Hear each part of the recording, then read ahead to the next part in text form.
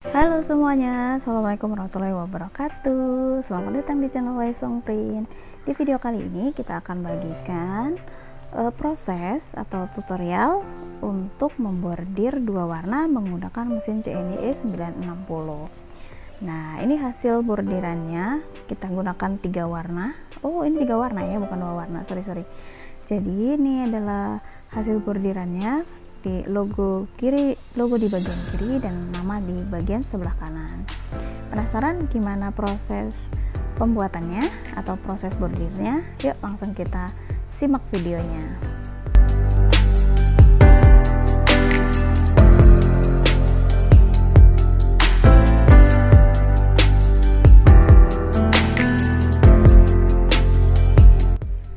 Pertama yang perlu kita siapkan adalah kita ukur, kita garis untuk menentukan titik tengah bagian yang akan kita bordir, agar nanti saat kita logo atau bordiran yang sudah jadi itu tepat posisinya berada yang sesuai dengan kita inginkan. Contohnya seperti ini ya. Untuk logo di sebelah kiri kita ambil dari bagian tertinggi, bahu tertinggi di bagian atas itu sekitar 17 sampai 18 cm. Itu untuk titik tengahnya. Kemudian kita ambil dari kiri kanannya, misalnya 18, berarti kita ambil di angka 9 atau 8 titiknya dengan tinggi 10 cm. Nah, ini dia. Setelah itu kita siapkan, kemudian kita buka kancingnya, karena kalau membordir ini kayaknya harus kita buka ya. Kalau misalnya dia tidak buka, nanti dia bisa kusut atau bisa terjahit atau terbordir. Kemudian kita pasang kertas lapis. Ini namanya kertas lapis untuk bordir yang bisa disobek. Sebutannya saya nggak paham apa ya. Nah, ini cuma saya tahu menggunakannya saja. Nah, ini dia, kita pasang pemidangannya, kita jepitkan di bagian ini, penjepit pemidangannya. Nah, jadi setelah itu kita rapikan, kemudian kita pasang kain atau baju yang akan kita bordir. Ini bajunya sudah saya lepas kancingnya, jadi kita masangnya lebih mudah. Nah, kalau nggak dibuka nanti dia mungkin bisa nyangkut di sebagian kiri kanan gitu ya, dan sebagainya. Nah, ini dia cara import file dari flash disk. Kita ambil filenya. Ini saya ambil filenya yang sudah ada di mesin. Jadi saya tinggal ngambil aja di bagian yang seperti flash disk itu ya. Nah, kemudian ini karena saya kasih garis kotak di bagian luarnya. Nah, ini kita rapikan dulu ya bagian kotaknya. Ini kita jahit duluan. Setelah itu kemudian dijahit bagian di area tengahnya. Nah, ini benangnya mirip sama bajunya ya, seperti ini. Tapi benang bordir ini lebih mengkilat, jadi walaupun mirip dia akan berbeda dengan kain basicnya. Nah, benang yang kita gunakan ini adalah benang polyester. Jadi benangnya itu lebih halus, lebih mengkilat, dan sebenarnya banyak berbagai macam jenisnya ya. Ada yang polyester, ada yang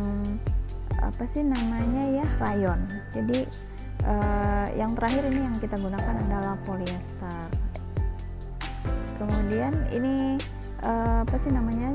jika benangnya putus, ini kita bisa ulang lagi ke titik kesekian gitu ya. Misalnya kita akan kembalikan, kita akan kembalikan ke titik misalnya ketusukan ke 1000 gitu ya.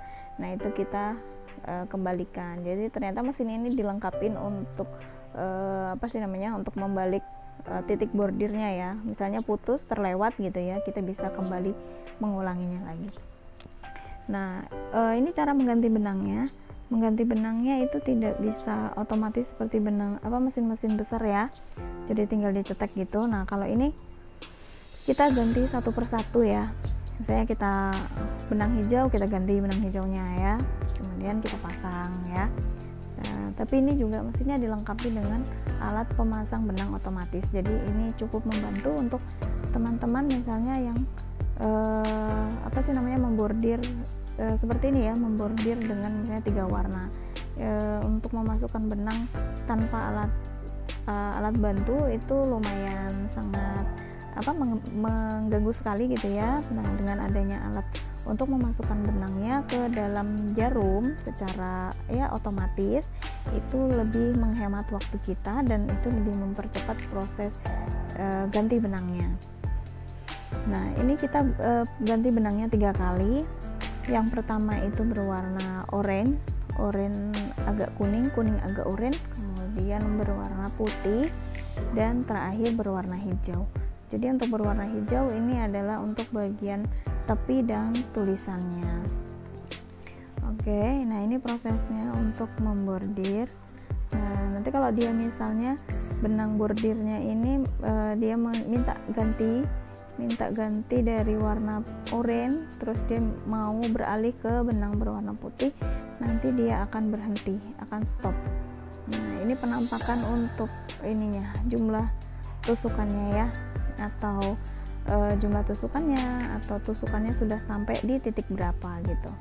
Nah, ini dia bagian luar, kita lagi bordir di bagian luarnya, bagian luar yang berwarna hijau. Oke, kita lanjut sampai proses terakhir di tulisannya ya.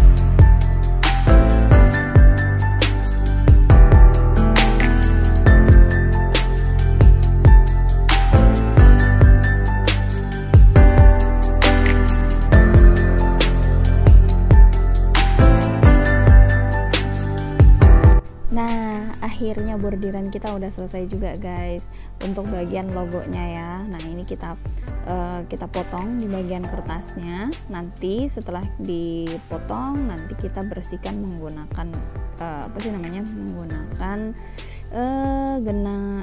gunting capit itu ya, atau gunting yang berbentuk agak menyiku gitu ya, agak mereng. Nah, ini kita bersihkan secara perlahan, hati-hati jangan sampai bajunya terkena gunting gitu ya. Jadi pastikan benang-benangnya sudah lepas dan rapi, tidak terlihat benangnya timbul-timbul atau sisa-sisa benangnya masih berhamburan. Nah, untuk membordir, biasanya sambil membordir saya sambil bersihkan di bagian benang-benangnya. Nanti kalau misalnya sudah rapi, baru dilanjutkan ke bordiran selanjutnya.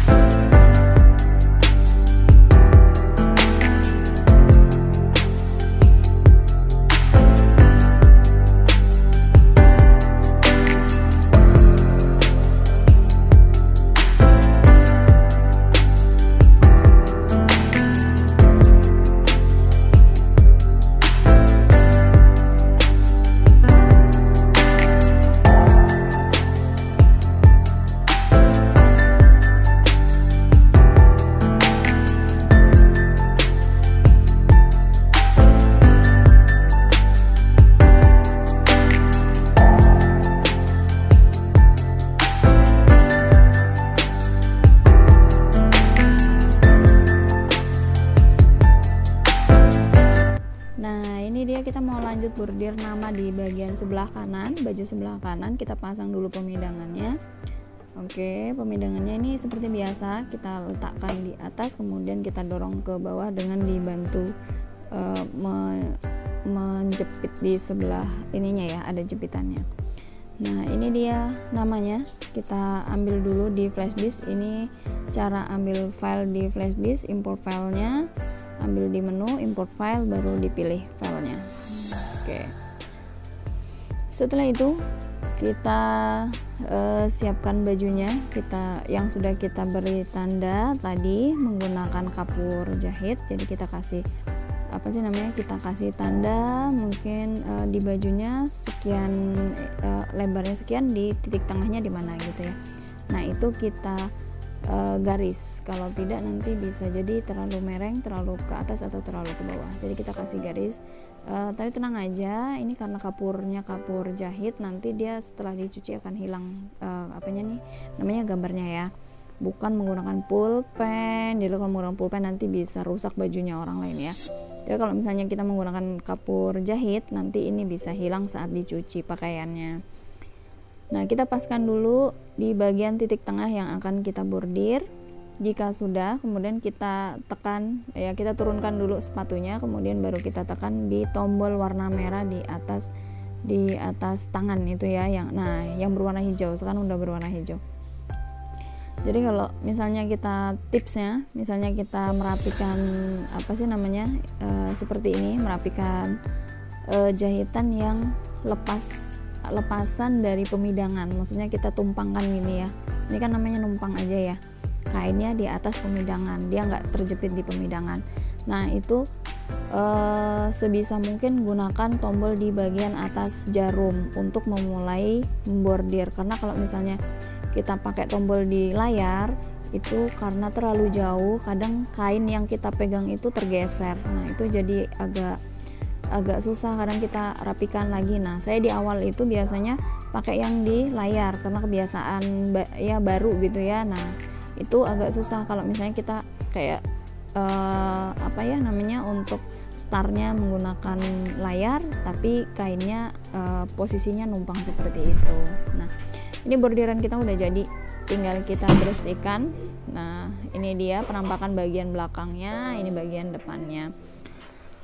Alhamdulillah ya, akhirnya bordiran kita udah jadi. Kita lanjut dengan merapikan kembali pakaian yang sudah kita bordir, yaitu memasang kancingnya lagi, kemudian melipatnya kembali seperti semula ya, serapi mungkin ya, karena sudah kita bongkar ya.